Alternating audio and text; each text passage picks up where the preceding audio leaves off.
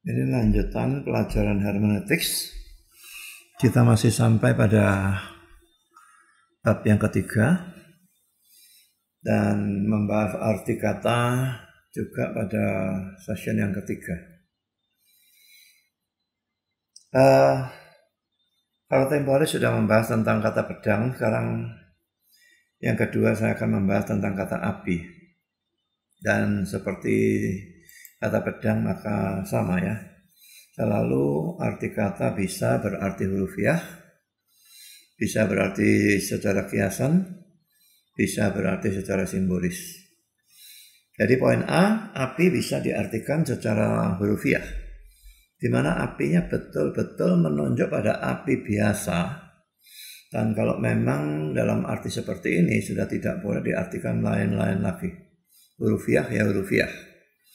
Sebagai contoh bilangan yang pertama bilangan 11 ayat 1 dan 2. Karena Israel itu bersungut-sungut, Tuhan menjadi murka dan menghukum mereka dengan api. Ini betul-betul api. Jadi saya bisa baca sendiri tanpa masalah, jadi saya tidak bacakan. Betul-betul api biasa. Lalu contoh kedua dalam Yohanes 21 ayat 9, ini setelah kebangkitan Yesus ya. Dan murid-murid itu menjala ikan, waktu kembali mereka melihat api arang dan di atasnya ada ikan dan roti. Ini betul-betul untuk bakar ikan dan bakar roti, maka api ini betul-betul adalah api hurufiah. Tidak bisa ikannya disimbolisir sebagai bangsa lalu dipanggang, ini bangsa itu menderita dan sebagainya. Saya katakan seperti ini karena memang ada orang yang konyol yang menafsir seperti itu. Api ini api hurufiah, tidak boleh diartikan lain. Sekarang yang poin B, api juga bisa diartikan secara kiasan dan menunjuk pada macam-macam hal. Pertama menunjuk pada hukuman. Jadi konteksnya menentukan mesti dipilih arti yang mana ya. Matius 3 ayat 12 misalnya, debu jerami itu akan dibakarnya dengan api yang tidak terpadamkan. Jelas ini menjadi artinya pada hukuman ya. Yang kedua, api berarti penderitaan atau kesukaran. Seperti Mazmur 66 ayat 12. Kami telah menempuh api dan air. Jadi baik api maupun air itu penderitaan, kesukaran, problem dan sebagainya gitu ya. Tetapi engkau telah mengeluarkan kami sehingga bebas. Jadi Tuhan yang membebaskan mereka dari problem itu. Baik api dan air di sini jelas adalah problem. Lalu api bisa berarti perlindungan. Zakaria 2 ayat 5, aku sendiri, demikianlah firman Tuhan, akan menjadi tembok berapi. Jadi memang bukan hanya api itunya ya, tapi tembok berapi. Baginya di sekelilingnya. Nah ini menjadi perlindungan bagi dia, karena Tuhannya menjadi seperti tembok berapi. Lalu saudara, poin C bisa diartikan sebagai lambang dan menunjuk pada pertama firman Tuhan.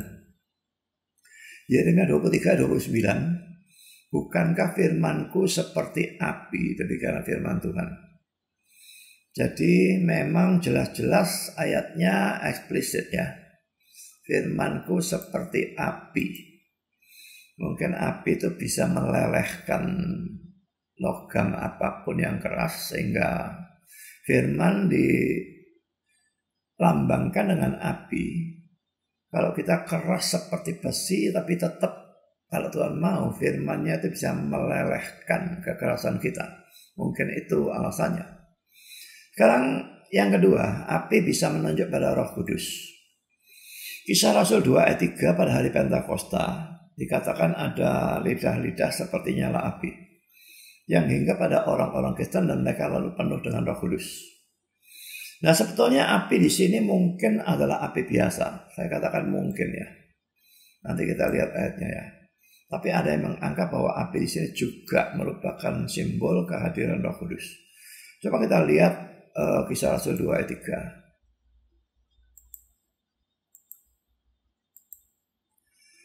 Dan tampaklah kepada mereka lidah-lidah seperti nyala api.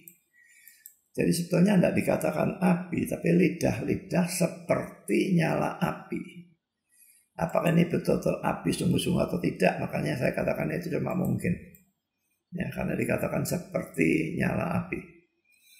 Nah, tapi karena pada saat itu juga lalu mereka kepenuhan Roh Kudus dan sebagainya, maka ada yang menafsirkan api di sini merupakan simbol kehadiran Roh Kudus.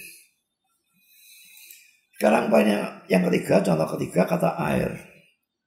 Bisa diartikan secara hurufiah, menunjuk pada air biasa.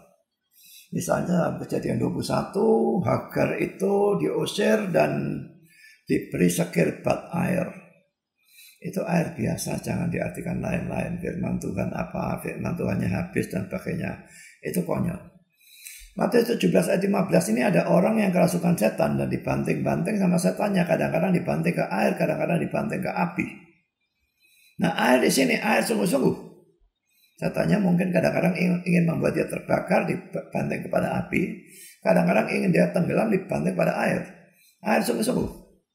Matius 14 ayat 29 ini Yesus yang jalan di atas air dan sebagainya. Laki-laki ini adalah air sungguh-sungguh dan tidak boleh diartikan apapun yang lain. Sekarang poin B, saudara. Bisa air diartikan sebagai kiasan dan menunjuk pada kesukaran atau penderitaan. Seperti dalam Mazmur 66 ayat 12, saya kira ayat ini sama dengan tadi ya. Di mana tadi? Di sini. Di sini air.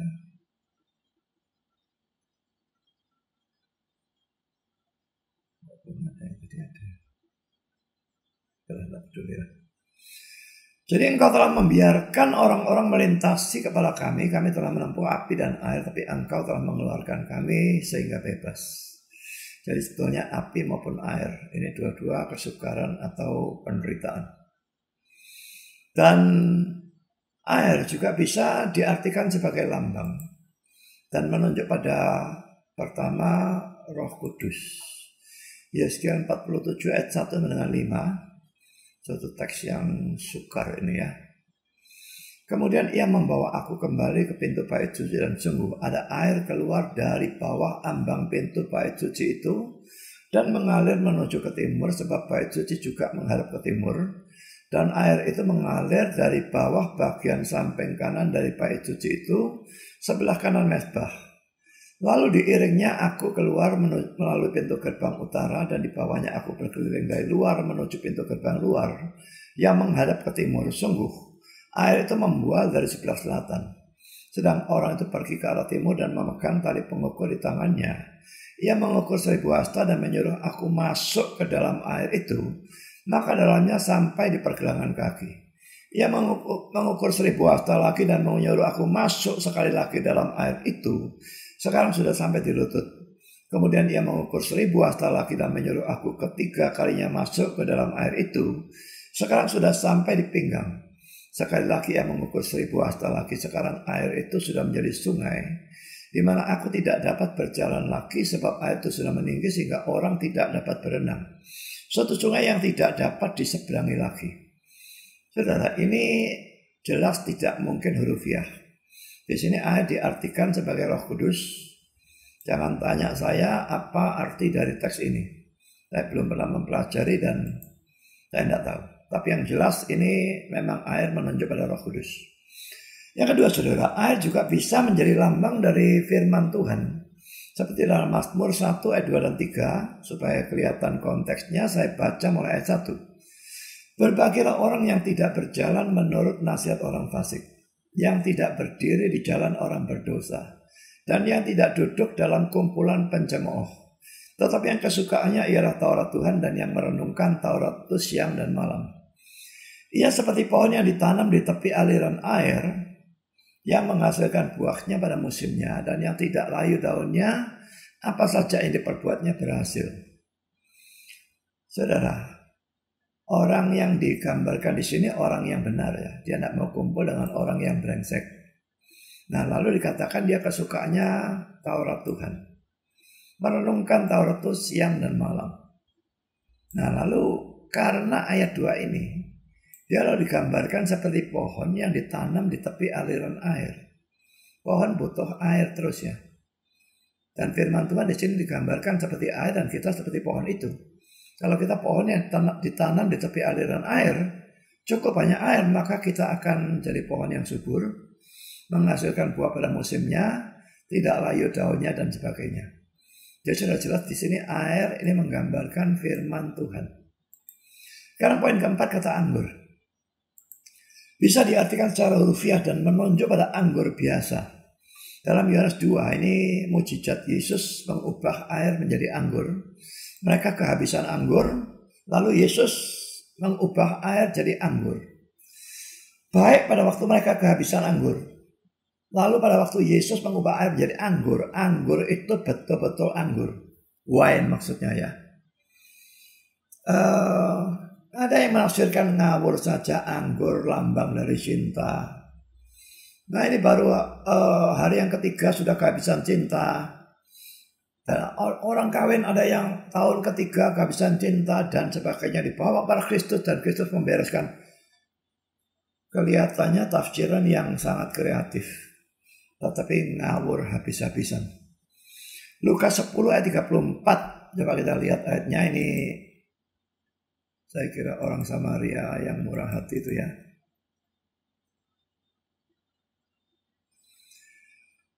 Ia pergi kepalanya pada orang yang dirampok dipukul itu ya.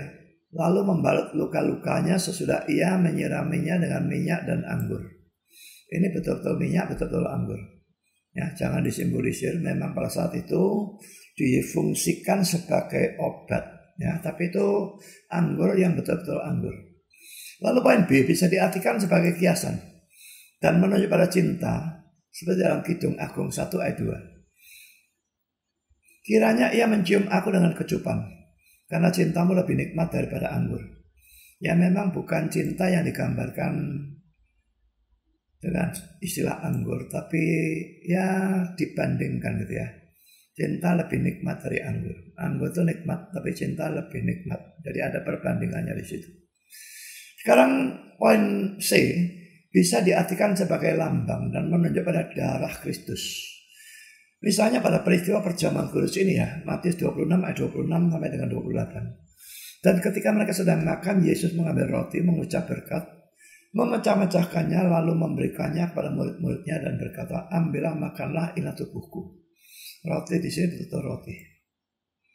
Tapi pada saat yang sama juga menjadi simbol dari tubuhnya yang dihancurkan. Lalu sesudah itu yang mengambil cawan, maksudnya cawan anggur tentu, mengucap syukur lalu memberikannya kepada mereka dan berkata, minumlah kamu semua dari cawan ini. Sebab ini darahku, darah perjanjian yang ditumpahkan bagi banyak orang untuk pengampunan dosa. Jadi saudara, anggur di sini adalah anggur hurufiah. Tapi sama seperti roti pada saat yang sama dijadikan simbol dari darah Kristus yang dicurahkan untuk pengampunan dosa. Ya, jadi ada arti hurufiahnya, tapi juga ada lambangnya, arti lambang.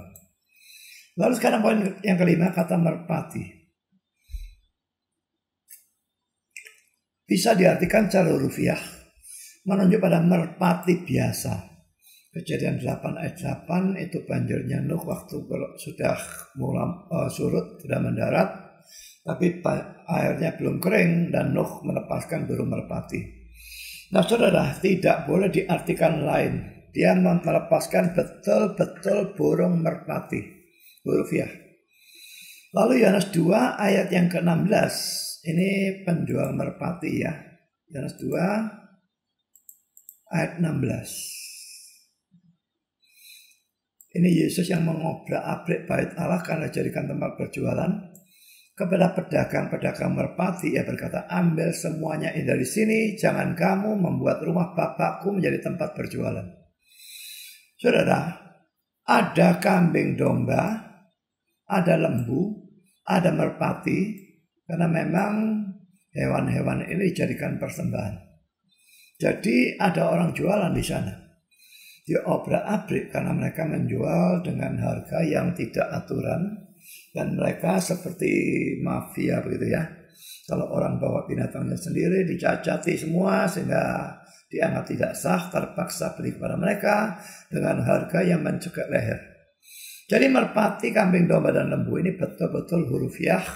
Merpatinya betul-betul merpati, jangan diartikan yang lain. Sekarang poin B bisa diartikan sebagai kiasan menunjuk pada ketulusan. Kata tulus itu sebetulnya terjemahan yang benar itu innocent ya. Tidak bersalah begitu ya. Seperti dalam Matius 10 ayat 16, lihat aku mengutus kamu seperti domba ke tengah-tengah serigala. Sebab itu hendaklah kamu cerdik seperti ular dan innocent seperti merpati. Jadi merpati dianggap binatang yang innocent, diambil sifat innocentnya. Nggak ngerti saya apakah merpati memang innocent, tapi mungkin karena kelihatannya dia tidak pernah membahayakan atau merugikan binatang yang lain. Ya, tampangnya juga tampang yang baik, kelihatannya bukan seperti model serigala atau ular ya. Jadi itu sebabnya dijadikan kiasan menunjuk pada ketulusan atau innocency, keadaan yang tidak bersalah. Bisa juga diartikan sebagai lambang dan menunjuk pada Roh Kudus seperti Matius 3 ayat 16. Waktu peristiwa baptisan Yesus ya. Sesudah dibaptis, Yesus segera keluar dari air. Dan pada waktu itu juga langit terbuka dan ia melihat Roh Allah seperti burung merpati turun ke atasnya. Tentu bukan burung merpati sungguh-sungguh ya. Seperti burung merpati. Dan ini gambaran dari Roh Kudus. Sekarang poin 6, kata terang. Poin A bisa diartikan secara hurufiah dan menunjuk pada terang biasa seperti dalam Kejadian 1 ayat 3. Nah ini banyak orang bingung ya. Kejadian 1 ayat 3 itu kan penciptaannya. Berfirman Allah jadilah terang. Kalau terang itu jadi. Ini betul-betul terang saudara. Kalau enggak, lalu terang itu baik, dipisahkan terang dari gelap. Allah namanya terang itu siang dalam bahasa Inggris day, gelap itu malam dalam bahasa Inggris night. Sudah pasti terang ini betul-betul terang. Nah cuma orang bingung kenapa kalau terang itu ada padahal mataharinya benda-benda penerang itu baru diciptakan di sini pada hari yang keempat. Ya. Tidak ada masalah saudara. Sekalipun matahari pada saat ini belum ada. Ini terang, betul-betul terang. Saudara kira Allah tidak bisa membuat terang tanpa matahari? Setelah ada matahari dan sebagainya, benda-benda penerang itu, Allah memberikan terang melalui matahari dan benda-benda penerang itu. Tapi sebelum ada matahari dan benda-benda penerang, Allah tetap bisa memberikan terang tanpa semua itu. Jadi yang Kejadian 1 ayat 3 terus itu sampai ayat 5 ini jelas-jelas betul-betul adalah terang. Tidak boleh diartikan hal-hal yang lain. Lalu ayat 14 dan 18-nya ini yang penciptaan benda-benda penerang. Maka ini juga sama. Terangnya betul-betul adalah terang. Ya, sampai di sini ayat 18 juga. Jadi hurufiah. Sekarang poin B. Bisa diartikan sebagai kiasan dan menunjuk pada keadaan enak atau diberkati. Seperti dalam Amsal 4 ayat yang ke-18. Tetapi jalan orang benar itu seperti cahaya fajar yang kian bertambah terang sampai rembang tengah hari. Jadi keadaan enak atau keadaan diberkati, enak dan diberkati tentunya beda ya. Kalau saudara lihat dalam cerita Lazarus dan orang kaya yang diberkati yang mana? Kalau orang karismatik biasanya diberkati itu selalu sekuler. Tapi saya sama sekali tidak setuju itu. Bisa sekuler, tapi seringkali tidak. Dan dalam kasus orang kaya dan Lazarus, yang diberkati jelas adalah Lazarus yang miskin. Tapi yang enak yang mana? Yang enak yang orang kaya. Jadi saudara, tidak selalu enak itu diberkati, tidak selalu diberkati itu enak. Berkat Tuhan itu bisa dalam bentuk penderitaan, itu berkat yang terselubung. Jadi saudara, jalan orang benar itu seperti cahaya fajar yang kian bertambah terang. Makin lama makin diberkati, memang iya. Tapi ingat, berkat itu berkat rohani. Berkat jasmani sama sekali belum tentu. Bisa juga ada, tapi yang pasti adalah berkat rohani. Jadi saya setuju kalau hidup orang beriman, orang benar itu makin lama makin diberkati. Tapi saya menolak total kalau berkat itu diartikan secara sekuler. Jadi ajaran karismatik seringkali seperti itu. Kita semua diberkati. Nah, tapi diberkati dalam urusan sekuler. Jadi kaya, sembuh dari penyakit, keluarganya baik-baik, gerejanya sukses, dan sebagainya. Itu arti yang salah, saudara. Sekarang poin C. Bisa diartikan sebagai lambang. Dan menunjuk pada pertama firman Tuhan. Mazmur 119 ayat 105. Firman-Mu itu pelita bagi kakiku dan terang bagi jalanku. Pelita, terang, tentunya kurang lebih sama. Nah, jadi kalau kita punya firman Tuhan, jalan kita terang, kita tidak akan tersandung batu atau masuk ke lubang atau menabrak dahan pohon yang rendah dan sebagainya, karena ada terang. Tapi kalau tidak punya firman Tuhan, maka kita seperti orang yang jalan dalam kegelapan. Maka segala macam bahaya dan bencana bisa menimpa kita. Sekarang yang kedua, terang bisa secara lambang menunjuk kepada Yesus. Yohanes 1 ayat 5 dan 9. Terang itu bercahaya di dalam kegelapan. Dan kegelapan itu tidak menguasainya. Terang yang sesungguhnya yang menerangi setiap orang sedang datang dalam dunia. Kita baca konteksnya jelas sekali ini menunjuk pada Yesus. Lalu Yohanes 8 ayat 12. Maka Yesus berkata pula kepada orang banyak katanya. Akulah terang dunia. Barang siapa mengikut aku, ia tidak akan berjalan dalam kegelapan. Melainkan ia akan mempunyai terang hidup. Sekarang poin yang ketiga. Terang juga bisa menunjuk pada orang Kristen. Sebetulnya orang Kristen bukan terang. Yesus itu terang. Kita cuma memantulkan terang dari Yesus. Maka kita seperti bulan yang sebetulnya memantulkan terang dari matahari. Tapi dengan cara seperti itu kita tetap menerangi. Ya, sehingga kita juga disebut sebagai terang. Matius 5:14, kamu adalah terang dunia. Efesus 5 ayat 8, memang dahulu kamu adalah kegelapan. Pada waktu mereka belum percaya, mereka kegelapan. Tapi sekarang, setelah percaya, kamu adalah terang di dalam Tuhan. Sebab itu hiduplah sebagai anak-anak terang. Jadi saudara, hidup kita harus hidup yang menerangi orang. Itulah. Karena kita memang adalah terang, memantulkan terang Kristus memang, tapi hidup sebagai anak-anak terang. Lalu saudara, contoh ketujuh, kata angin atau badai. Bisa diartikan secara hurufiah dan menunjuk pada angin biasa seperti dalam Kejadian 8 ayat 1. Tuhan menyurutkan banjir Nuh dengan menggunakan angin. Lalu Matius 8 ayat 24, betul-betul Yesus dan murid-muridnya naik perahu dan terkena badai. Ini hurufiah. Poin B, bisa diartikan sebagai kiasan dan menunjuk pada problem atau penderitaan. Misalnya Matius 7, 25-27, kemudian turunlah hujan dan datanglah banjir.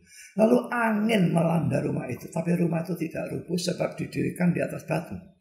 Tapi setiap orang yang mendengar perkataanku ini dan tidak melakukannya, ia sama dengan orang yang bodoh yang mendirikan rumahnya di atas pasir. Kemudian turunlah hujan, datanglah banjir, lalu angin melanda rumah itu sehingga rubuhlah rumah itu dan hebatlah kerusakannya. Jadi memang ini problem penderitaan. Tapi kalau saya baca seluruh perumpamaan ini ya, Matius 7. Karena dimulai dari ayat 24. Ya. Setiap orang yang mendengar perkataanku dan melakukannya, ia sama dengan orang yang bijaksana yang mendirikan rumahnya di atas batu. Dengar firman dan saudara taati. Maka ada problem apapun, saudara tetap bisa bertahan. Tapi kebalikannya ayat 26. Orang yang dengar firman tapi tidak melakukan, Itu digambarkan seperti orang bodoh yang mendirikan rumah di atas pasir. Datang hujan, datang banjir, angin, datang problem, lalu dia rohaninya hancur, tidak karu-karuan. Jadi itu seluruh perumpamaannya. Ya. Sekarang saudara, kita masuk poin C. Bisa juga angin diartikan sebagai lambang dan menunjuk kepada Roh Kudus. Seperti dalam Yohanes 3:8. Ini pembicaraan Yesus dengan Nikodemus tentang kelahiran baru itu ya. Yohanes 3:8-nya, angin bertiup kemana ia mau dan engkau mendengar bunyinya, tapi engkau tidak tahu dari mana ia datang atau kemana ia pergi. Demikianlah halnya dengan tiap-tiap orang yang lahir dari roh. Jadi kalau saudara mau lihat seluruhnya yang pasal 3, jelas di sini dia bicara tentang yang tidak dilahirbarukan, tidak bisa lihat kerajaan Allah. Tidak lahir dari air dan roh, tidak dapat masuk kerajaan Allah. Yang dilahirkan dari daging adalah daging, yang dilahirkan dari roh adalah roh. Makanya jangan heran aku berkata kamu harus dilahirkan kembali. Nah lalu ini Roh Kudusnya dalam melahirkan baru itu digambarkan dengan cara seperti ini. Angin bertiup kemana ia mau dan engkau mendengar bunyinya, tapi engkau tidak tahu dari mana ia datang dan kemana ia pergi. Jadi pekerjaannya Roh Kudus itu misterius gitu ya.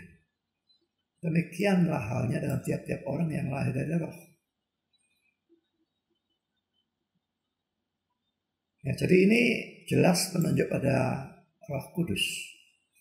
Nah sekarang saudara, kesalahan yang banyak terjadi pada zaman sekarang adalah orang menafsirkan satu kata yang sebetulnya berarti huruf Yah, tapi diartikan sebagai simbol atau lambang. Ini yang sangat banyak. Dan kalau orang menafsir seperti ini saudara ya, maka khotbah itu kelihatannya kreatif. Kelihatannya bagus. Dan saya bolak-balik mendengar khotbah seperti itu. Mestinya huruf Yah diartikan simbol atau lambang. Pakai contoh saudara. Ini contoh-contohnya banyak yang sudah saya berikan ya dalam pelajaran yang lalu. Pertama Yohanes 2:11, anggur ditafsirkan sebagai cinta. Itu pesta pernikahan dan Yesus datang. Dan mereka kehabisan anggur. Ya, coba lihat Yohanes 2.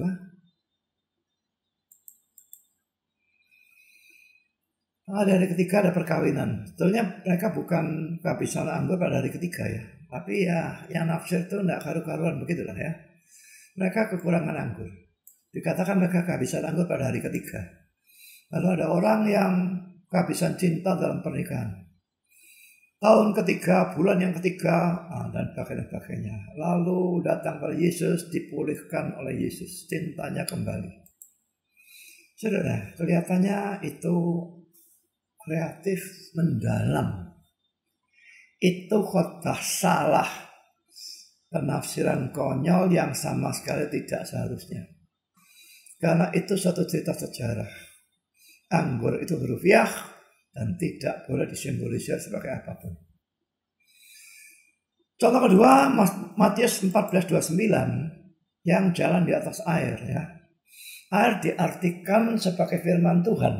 Itu sebetulnya air huruf Yah mestinya. Tapi disimbolisnya diartikan firman Tuhan. Dan Petrus berjalan di atas firman Tuhan. Lalu waktu Petrus tenggelam, lalu diartikan bagaimana? Kalau saudara melihat orang melakukan seperti itu ya, huruf Yah diartikan simbolis, saudara akan melihat diteruskan, mesti tidak cocok. Jadi lihat saja ceritanya terus, maka akan terlihat tidak cocoknya betul-betul kelihatan. Contoh ketiga, tadi saya katakan yang setan merasuk orang, dibanting kadang-kadang ke air, kadang-kadang ke api. Ditafsirkan sebagai dosa yang satu dan dosa yang lain. Jadi setan membanting orang itu dari dosa yang satu ke dosa yang lain. Kalau orang kerasukan setan tidak membanting dari dosa yang satu ke dosa yang lain. Ya, dibanting itu dibanting huruf Yah, betul-betul dibanting-banting. Tuhan tidak banting-banting anaknya. Karena itu saya anggap yang tumbang dalam roh ngeblak itu gereja yang menggunakan okultisme. Jangan percaya itu pekerjaan Roh Kudus, itu ngomong kosong. Terjadi. Tapi itu pekerjaan setan. Dia yang senang banting-banting anaknya. Tuhan tidak. Jadi ini hurufiah dibanting-banting. Ke air, ke api. Untuk melukai, untuk membinasakan. Jangan disimbolisir sebagai dosa satu, dosa lain, dan sebagainya. Contoh keempat, bilangan 22, 29. William tidak punya pedang, dia marah kepada keledainya. Padahal sebetulnya keledainya menyelamatkan dia, tapi dia tidak tahu. Dan dia berkata, seandainya aku punya pedang, tak bunuh kamu. Nah, jadi dikatakan William tidak punya pedang, William tidak punya firman Tuhan. Makanya sesat. Jadi nabi palsu. Kelihatan benar ya. Ini nonsens, saudara. Tafsiran yang dari cerita yang sejarah hurufiah tidak boleh disimbolisir seperti itu. Lalu kejadian poin 5, kejadian 2 ayat 10 sampai 14. Kejadian 2 di Taman Eden ya. Ada satu sungai yang mengalir dari Eden untuk membasahi taman itu, dan dari situ sungai itu terbagi menjadi 4 cabang. Mau ada yang mengatakan wah ini simbol dari salib, cabangnya 4. Padahal kita bentuk salib itu kita tidak bisa yakin. Saya sudah pernah buat khotbah tentang hal itu ya. Memang pada umumnya berbentuk seperti yang kita kenal sekarang, seperti tanda plus yang dimana vertikalnya lebih panjang dari horizontalnya. Tapi itu cuma tebakan ya. Karena salib itu macam-macam kemungkinan. Bisa cuma tiang tegak, bisa seperti tanda plus itu, bisa seperti huruf X, bisa seperti huruf Y, bisa seperti huruf T besar. Tapi tetap orang menyimbolkan ini, seperti salib dan sebagainya. Nah, lalu saya baca terus. Yang pertama namanya Pison, yakni yang mengalir mengelilingi seluruh tanah Hawilah tempat emas ada. Dan emas dari negeri itu baik, di sana ada damar berdoa dan batu krisopras. Nama sungai yang kedua ialah Gihon, yakni yang mengalir mengelilingi seluruh tanah Kus. Nama sungai yang ketiga ialah Tigris, yakni yang mengalir di sebelah timur Asyur. Dan sungai keempat ialah Efrat. Nah saudara, sungai itu betul-betul sungai. Ada orang yang tafsirkan sebagai karunia. Saudara, apa fungsinya karunia di sini, saudara? Ini belum ada dosa, kejadian 3, pasal 2 ya. 1 dalam dosa, kejadian 3. Lalu karunia untuk pelayanan itu fungsinya melayani apa? Dan apa dasarnya sungai diartikan karunia? Ini konyol. Contoh ke-6 saudara. Yohanes 21, 1-14. Ini saya mendengar khotbah seperti itu ya. Yohanes 21.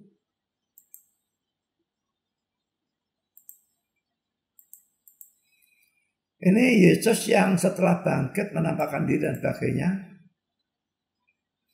Mereka jala tidak dapat apa-apa. Ya, mereka tidak menangkap apa-apa. Lalu Yesus berikan instruksi, tebarkan jalamu sebelah kanan perahu, maka akan kamu peroleh. Lalu mereka menebarkannya dan mereka tidak dapat menariknya dan sebagainya karena banyaknya ikan. Nah, lalu ditarik dan sebagainya. Dan di sini dikatakan 153 ekor banyaknya. Dan cukup banyak itu jalan itu tidak koyak.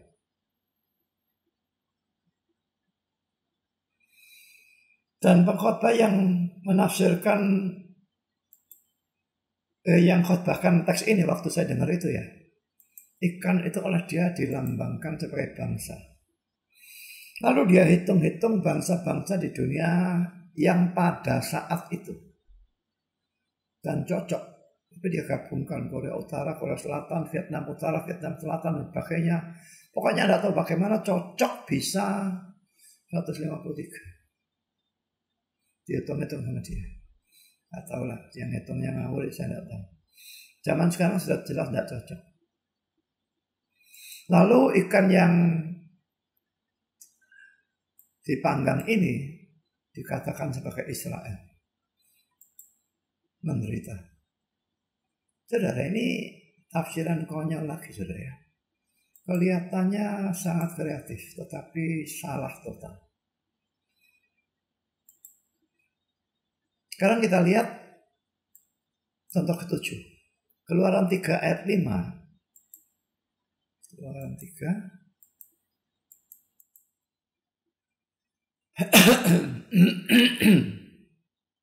Kita baca mulai sini ya. Lalu malaikat Tuhan menampakkan diri kepadanya dalam nyala api yang keluar dari semak duri. Lalu ia melihat dan tampaklah semak duri itu menyala tapi tidak dimakan api. Musa berkata, baiklah aku menyimpang ke sana untuk memeriksa penglihatan yang hebat ini. Mengapakah tidak terbakar semak duri itu? Ketika dilihat Tuhan bahwa Musa menyimpang untuk memeriksanya, berserulah Allah dari tengah-tengah semak duri itu kepadanya. Musa, Musa. Dan ia menjawab, ya Allah. Lalu ia berfirman, janganlah datang dekat-dekat. Tanggalkanlah kasutmu dari kakimu, sebab tempat di mana engkau berdiri itu adalah tanah yang kudus. Saudara, orang menyimbolisir kasut itu sebagai dosa. Karena tempat itu kudus, ada kehadiran Tuhan. Dan lalu dikatakan orang yang mau datang kepada Tuhan harus meninggalkan dosa. Kelihatannya bagus ya. Mau berbakti harus tinggalkan dosa. Mau berdoa harus tinggalkan dosa. Karena itu datang mendekati Tuhan dan Tuhan itu kudus. Kelihatannya bagus, tapi coba pikir ya. Musa di sini disuruh meninggalkan kasut. Pada waktu dia pulang, masa dia di sini terus? Dia pasti pulang.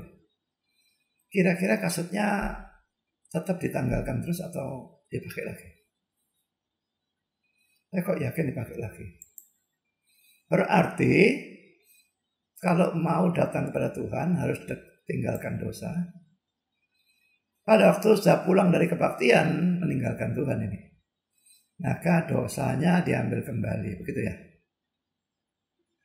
Saya tadi katakan, teruskan penyimbolisiran itu, maka terjadi kekacauan. Contoh ke-8, Kisah Rasul 20 ayat 7 sampai 12. Kisah Rasul 20.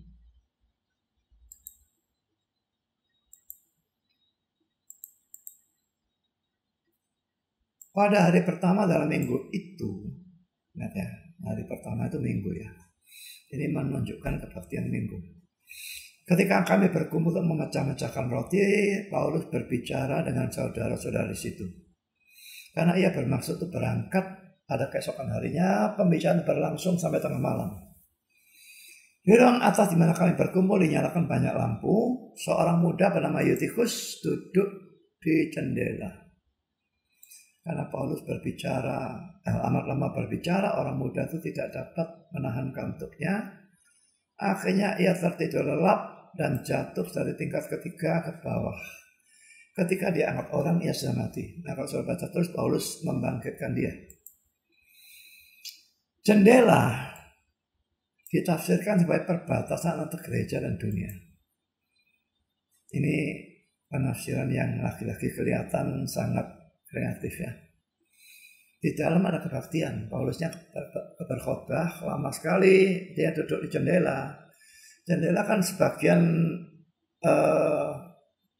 dirinya ada di dalam, sebagian ada di luar. Berarti orang ini ditafsirkan ada di perbatasan antara gereja dan dunia. Makanya dia mengalami bencana dan sebagainya. Ini konyol. Nah, kalau memang diartikan demikian, pada waktu dia jatuh ke bawah, itu dia justru masuk ke dalam dunia sepenuhnya, kok malah dibangkitkan. Kenapa? Jadi konyol ya. Lalu poin ke-9, 2 Raja pasal 5, Naaman sakit kusta. Dan ini sangat banyak, saudara, luar biasa banyak. Di mana kusta ditafsirkan atau disimbolkan sebagai dosa. Bahwa ada orang-orang yang berdosa dihukum dengan kusta seperti Miriam, lalu Gehasi. Tapi itu tidak berarti bahwa kusta selalu mesti simbol dari dosa. Sama sekali tidak demikian. Juga tidak berarti bahwa kalau orang kena kusta dia pasti dihukum karena dosanya. Contoh ke-10, hujan awal dan hujan akhir dalam Yoel 2 ayat 23. Kita lihat ya. Yoel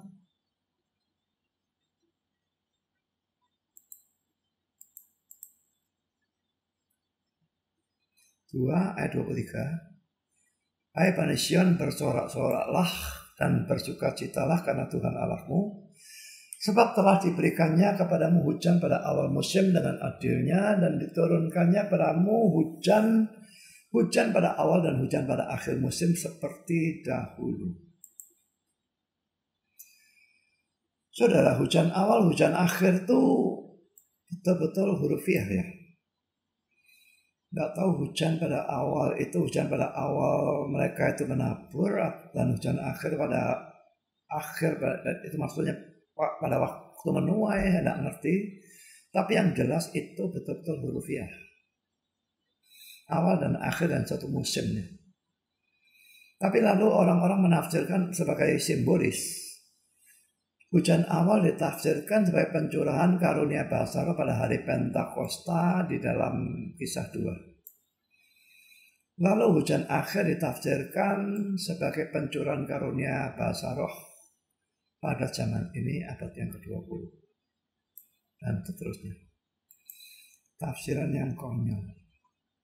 Ini hurufiah, saudara. Poin 11, Kejadian 3, 7 dan 21.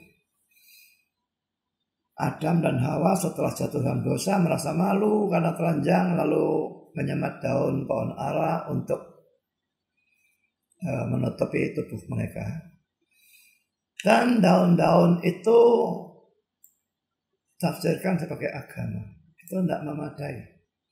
Kalau Tuhan berikan mereka kulit binatang. Nah kita lihat ya, Kejadian 3, 7 dan 21. Maka terbukalah mata mereka berdua dan mereka tahu bahwa mereka telanjang. Lalu mereka menyemat daun pohon ara dan membuat cawat. Kita lihat ayat 21-nya.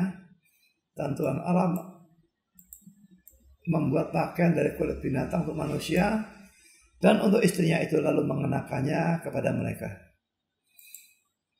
Yang daun-daun itu kan tidak memadai, orang pakai pakaian daun kan masih kelihatan semua.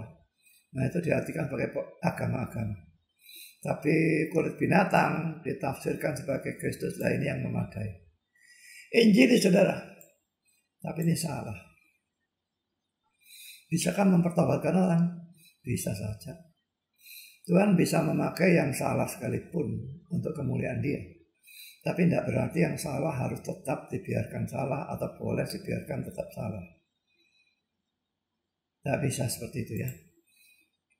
Poin ke-12, Yohanes 13 ayat 30. Nah ini luar biasa banyak ya.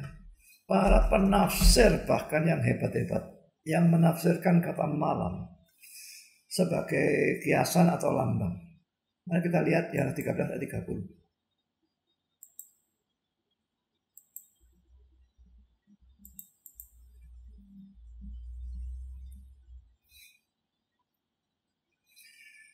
Ini Yudas. Kita baca mulai sini ya. Kita baca mulai 21 ya. Yesusnya berkata, aku berkata kepadamu sesungguhnya seorang di antara kamu akan menyerahkan aku. Murid-murid bingung kan ya. Tidak tahu mereka yang mana. Sampai detik-detik terakhir ini tidak ada yang tahu kalau Yudas itu orang kesan KTP dan akan mengkhianat. Yesus tok yang tahu. Pada ayat 24, Yohanes nyuruh Simon Petrus untuk tanya. Tanyalah siapa yang dimaksudkannya. Petrus ngomong pada murid, pada Yohanes ya. Lalu murid itu tanya, Tuhan siapakah itu? Jawab Yesus, dialah itu yang kepadanya aku akan memberikan roti sesudah aku mencelupkannya. Sesudah berkata demikian, ia mengambil roti, mencelupkannya dan memberikan kepada Yudas anak Simon Iskariot. Rasanya setelah saat ini Yohanesnya tahu. Tapi dia tidak sempat melakukan apapun. Dan sesudah Yudas menerima roti itu ia kerasukan iblis, maka Yesus berkata kepadanya, apa yang tidak kau perbuat, perbuatlah dengan segera. Tapi sini dikatakan tidak seorang pun dari mereka yang duduk makan itu mengerti. Mungkin Yohanes dengar seperti itu ya. Dia tetap masa tuh. Tak tahu saya dia ngerti atau enggak. Tidak bisa pasti. Karena Yudas memegang kasar dan menyangka Yesus suruh dia beli apa-apa. Yudas menerima roti telah segera pergi. Pada waktu itu hari sudah malam. Sudah ini cerita sejarah dan ini malamnya betul-betul malam. Tapi karena Yudas pergi dan hari malam, banyak yang menafsirkan malam itu sebagai kiasan atau lambang. Ini saya berikan contoh-contohnya ya. Penafsir-penafsir yang hebat. Yudas keluar dan saat film Baklian ya. Yudas keluar dan saat itu sudah malam. Yohanes mempunyai cara menggunakan kata-kata sehingga syarat dengan arti. Itu sudah malam karena hari itu sudah larut. Jadi ini memang hurufiah. Tetapi dia menambahkan tafsiran secara lain. Tetapi ada malam yang lain di sini. Selalu merupakan malam kalau seseorang meninggalkan Kristus untuk mengikuti tujuan atau rencananya sendiri. Selalu merupakan malam pada waktu seseorang lebih mendengarkan panggilan kejahatan daripada panggilan kebaikan. Selalu merupakan malam pada waktu kebencian memadamkan terang dari kasih. Selalu merupakan malam pada waktu seseorang menghadapkan punggungnya terhadap Yesus. Bagaimanapun bagusnya, ini salah. Thomas Whitelaw mungkin juga merupakan simbol dari kondisi rohani dari si pengkhianat. Di dalam siapa dan juga di sekitar siapa, itu adalah malam. Nah kira-kira saudara, ini arti simbolis. Pulpit Commentary. Malam ke dalam mana Yudas melangkah. Ini hurufiah ya. Tapi ditambahkan sama dia. Merupakan satu gambaran yang samar-samar. Dari malam yang lebih dalam, dari sebuah jiwa ke dalam mana setan telah masuk. Nah arti yang terakhir ini yang saya tidak bisa terima. Leon Morris, malam merupakan sesuatu yang lebih dari sekedar petunjuk waktu. Dari sudut pandang pengajaran dari Injil ini secara keseluruhan, itu harus dianggap menunjukkan kepada kita peperangan antara terang dan kegelapan dan pada malam yang gelap yang ada di dalam jiwa Yudas. Ia telah memotong dirinya sendiri dari terang dunia dan karena itu mengurung dirinya pada malam. John Mitchell tidak mempunyai Yesus dalam hati dan hidupmu berarti malam. Langsung simbolis ya. Di sini Yudas yang melewatkan 3,5 tahun bersama dengan juru selamatnya yang ajaib atau luar biasa. Dan ketika ia pergi, ia tidak hanya pergi ke dalam kegelapan pada tengah malam. Tapi ia pergi keluar ke dalam kegelapan yang tak dapat ditembus. Bagaimanapun menariknya penafsiran yang alegoris ini, saya tetap menganggapnya sebagai salah. Malam di sini bersifat hurufiah seperti yang dikatakan oleh buku tafsiran Bunches Notes. Itu terjadi pada malam atau bagian awal dari malam itu. Apa yang dicatat dalam pasal-pasal selanjutnya terjadi pada malam yang sama. Dia tidak menambahkan apapun lagi arti tentang kata malam. Tafsiran-tafsiran yang tadi memberikan lebih banyak isi gitu kalau masuk khotbah. Tapi salah, saudara. Nggak peduli lebih banyak isi, kelihatan bagus, kalau salah jangan dipakai. Hati-hati ya, jangan tiru kesalahan dalam contoh-contoh yang salah di atas dan contoh-contoh yang lain banyak. Yang hurufiah harus tafsirkan sebagai hurufiah dan tidak boleh ditafsirkan sebagai kiasan atau lambang. Suatu kesalahan yang sangat sering terjadi adalah di mana orang merohanikan sesuatu yang sifatnya jasmani. Contoh saudara, peristiwa Yesus menyembuhkan orang buta diterapkan pada kebutaan rohani. Peristiwa Yesus menyembuhkan orang lumpuh diterapkan pada orang yang lumpuh rohani. Kalau buta rohani tidak ngerti firman Tuhan itu ya. Lumpuh rohani, orang Kristen yang pelayanan ini tidak bisa, pelayanan itu tidak bisa kayak orang lumpuh. Lalu Yesus sembuhkan orang mati atau bangkitkan orang mati, itu diterapkan pada kematian rohani. Saudara, tidak boleh merohanikan arti model seperti ini. Karena itu hati-hati ya, penafsiran seperti itu, ini banyak sekali. Dan penafsir seperti Charles Haddon Spurgeon, lalu Matthew Henry, sangat harus diwaspadai karena mereka banyak sekali melakukan perohanian seperti ini. Dan di sini saya memberikan ciri dari penafsir. 2 itu setidaknya yang saya tahu. Tapi banyak penafsir juga lakukan hal seperti itu. Nah saudara, sebagai patokan, ini sudah pernah saya katakan kembali ya. Perlu diketahui bahwa pertama cerita sejarah atau historical narrative harus diartikan secara hurufiah. Yang memungkinkan itu cerita sejarah nanti diartikan sebagai tipe. Tapi itu nanti kita pelajari pada waktu kita mempelajari tipe.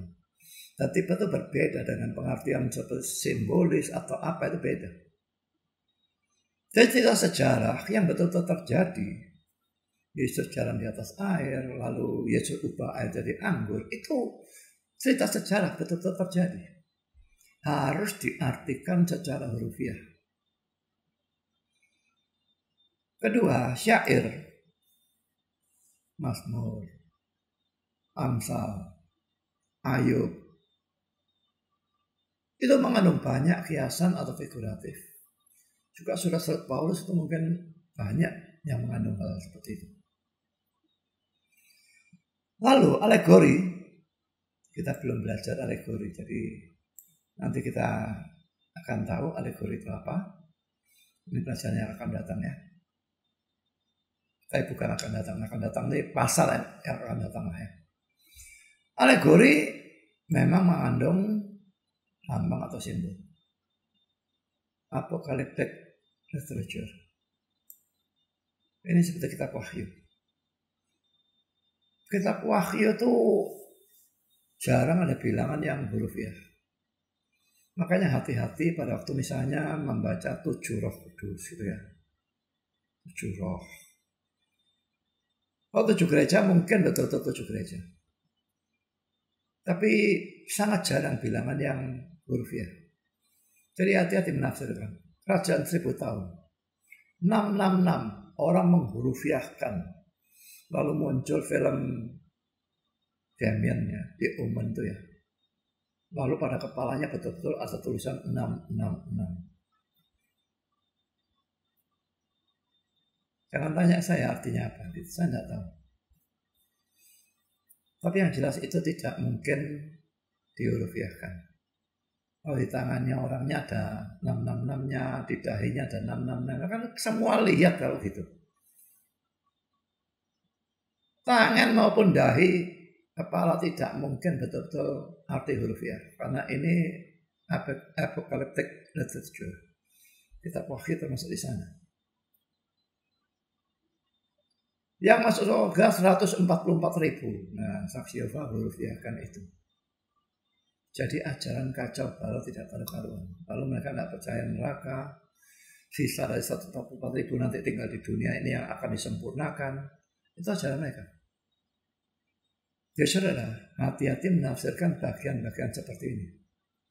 Kitab Wahyu dipenuhi dengan lambang atau simbol yang sangat sukar dimengerti. Gambaran sang antikristus itu, binatang yang keluar dari tanah, binatang keluar dari air, dan macam-macam, punya tanduk, punya kepala gitu. Jelas semua lambang atau simbol. Dan sangat sukar. Makanya saya pernah katakan, orang sesat senang menggunakan kitab Wahyu. Karena apa? Begitu sukar menafsirkan sehingga bisa dia arahkan semau dia.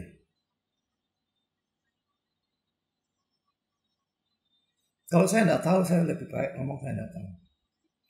Calvin itu dianggap sebagai raja penafsir.